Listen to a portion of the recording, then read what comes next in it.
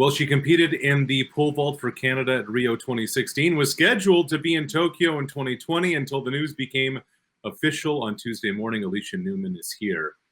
Look, Alysha, it started Sunday night, and it's just continued to build up more and more steam. How have you processed the last couple of days and all the information that's come out? You know, I tried to stay off social media yesterday, not for two reasons. One, I wanted to make sure I had all the right information, like if is that really what Canada was trying to do, put their foot down, where was this IOC about everything.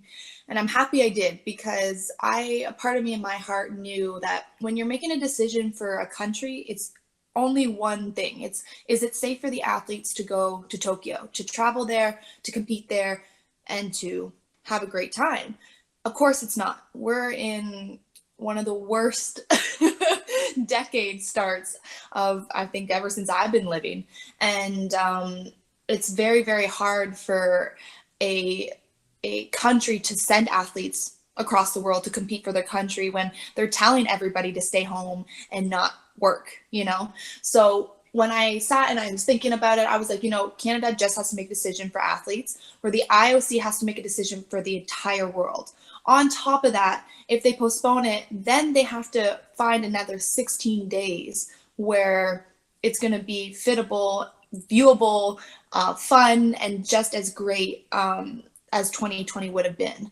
So I do understand why the IOC is taking their time. They don't want to mess up. They don't want to change the schedule more than once. And I think that was really smart on them. I think it would drive athletes insane if they keep changing the schedule. We need it one time and we need to move on from it.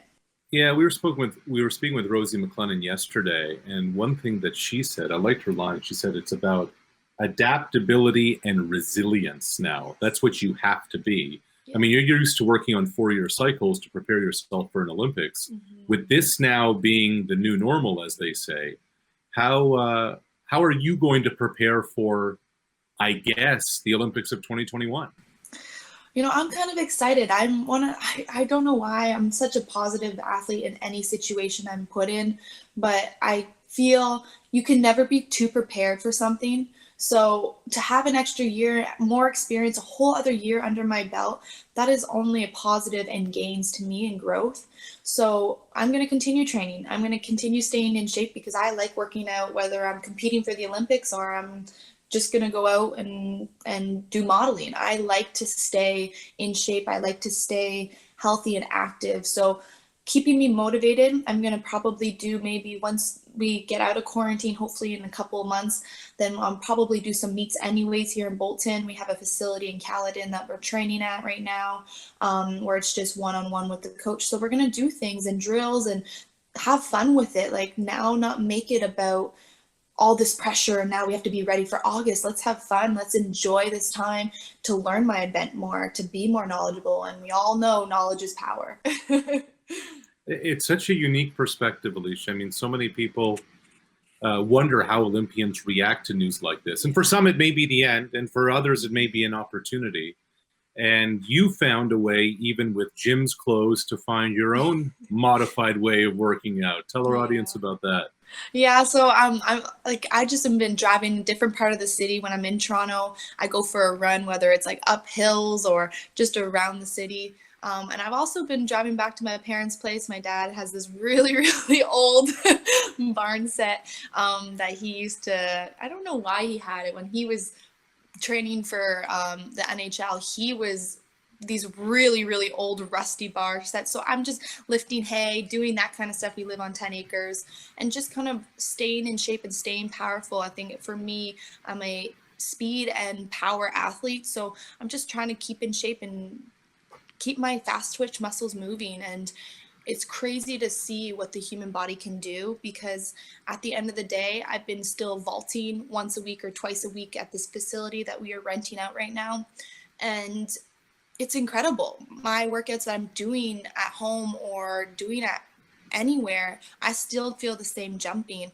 It's incredible that the body can really adapt and really, really get you ready if your mind is in the right place. Yeah, and you're going to have to adapt getting ready for the Olympics whenever they're going to be. And the announcement today was at some point before the end of the summer of 2021, realistically for you, and every athlete obviously is different, every sport is different, how much time do you need? How much runway do you need to know I need 6 months of prep, or how much notice do you need in order to have your body properly prepared to compete in an Olympic Games?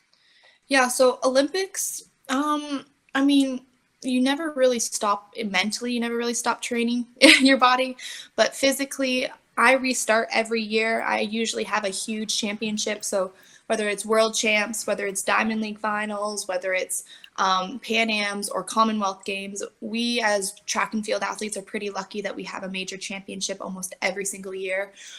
So we usually restart every year about October.